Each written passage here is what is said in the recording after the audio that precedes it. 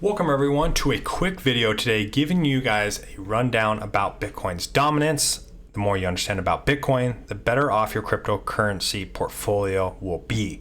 So we're going to be dropping this video on a monthly basis, just talking specifically about Bitcoin's dominance and what to expect moving forward. Now, right now, currently, Bitcoin's dominance is hovering around 47.5%, and we fully expect this to climb over the next year plus. Yeah, you heard me right. Over the next year plus. Now, this video will also be followed by our weekly drop talking about Bitcoin DCA and the news surrounding the cryptocurrency space itself. But we want to make sure that we kind of separate the two and understand on a monthly basis. Basically, we almost go full tilt into becoming a Bitcoin maximalist, but you never go full tilt because you just might not make it back. And if we're being fully transparent, we just love Ethereum way too much to become a full Bitcoin maxi. But at least we're going to be making it a case on why you should at least get to the cliff's edge and look over and consider jumping to become a Bitcoin maximalist at the very least. Look over and consider it, and then making a case for it on every single Monday.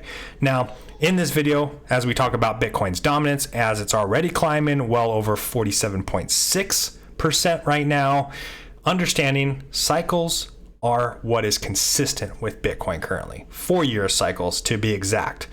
And we're going to continue using that until it's proven otherwise. So we've broken down into 3 phases. Phase 1 is Bitcoin's dominance climbing even during crypto winter or sideways movement. And that's here in the green. Over the next year, either blue or purple, don't really know, a little bit colorblind between blues and purples, but we're going to call it blue for right now. Bitcoin and the alts, they basically trade punches. Typically, alts perform better earlier in the year, which is this indication from here down to September, almost August here. And then Bitcoin had its massive run to end the year off in 2020. Now, as we all know, in 2021, that was where the cycle ultimately ended. And typically, alts perform better than Bitcoin. And this is seen that within the red. Now we're going to go back here previously talking about the 2017 run where Bitcoin was above 90% dominance early on in 2017. Enter Ethereum, and Ethereum starts wrecking house. Now, overall, towards the end of the year, what really also started to wreck that house as well is the Tron Illusion. Cardano became into existence, getting over $1 at that time. And then all the spoils got ruined at the beginning of 2018, and we entered my first crypto winter. Now, what this is looking like is understanding that the dominance down here for Bitcoin was below 36% for the entire market. But as we entered crypto winter, typically everything bleeds against Bitcoin. And it did so. And we will use this bear market resistance band, basically how alts are trying to, or how Bitcoin's trying to push through that bear market resistance band on not being the most dominant within the space. And now it tried that first push. It didn't make it, came back down. And during that second moment, that second push, it came through, busted through, and it really kicked off all the way throughout 2018.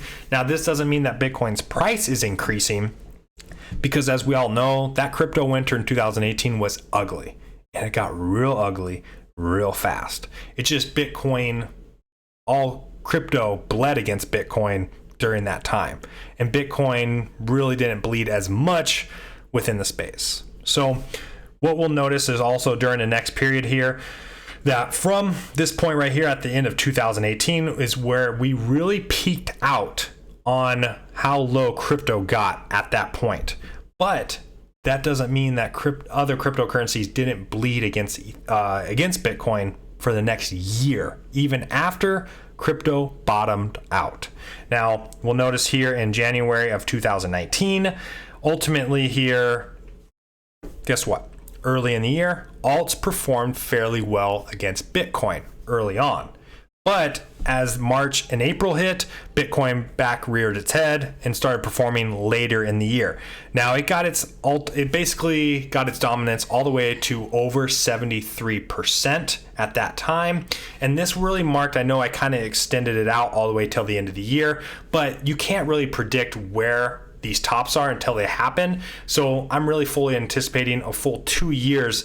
Next time around, it could peak out at the end of the year for the dominance. So we're just kind of using this indication. It's still above that resistance band, or basically the bull market support band for Bitcoin in dominance. It's in a bull cycle for dominance, that is.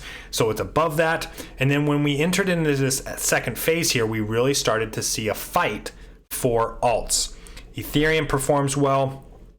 This was back when, COVID hit. So you saw that little spurt for Bitcoin dominance because there's a big scare in the market.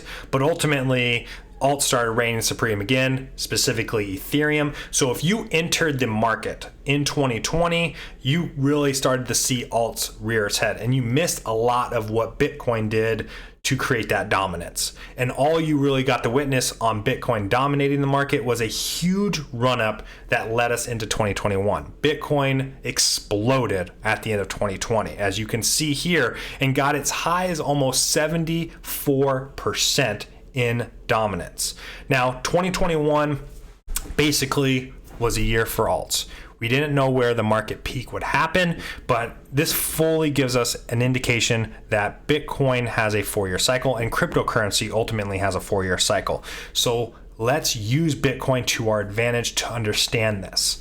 So with those alts, Bitcoin just got destroyed all throughout the year and didn't even really have a big run up to end the year, if we're being honest. Typically, Bitcoin does perform well right at the end of the year, but it kind of made its push almost in October and then flattened out.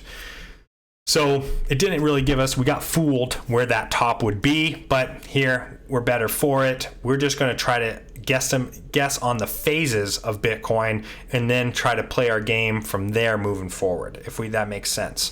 So if we're going to be predicting anything very similar, it's just not as volatile as the previous 2-year Bitcoin dominance cycle.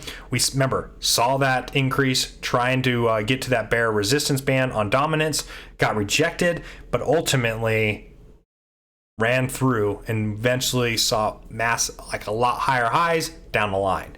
So here again, got rejected, came back below for a brief second, and we've exploded through with dominance. Are we in for another year plus of just Bitcoin dominance running rapid around the space?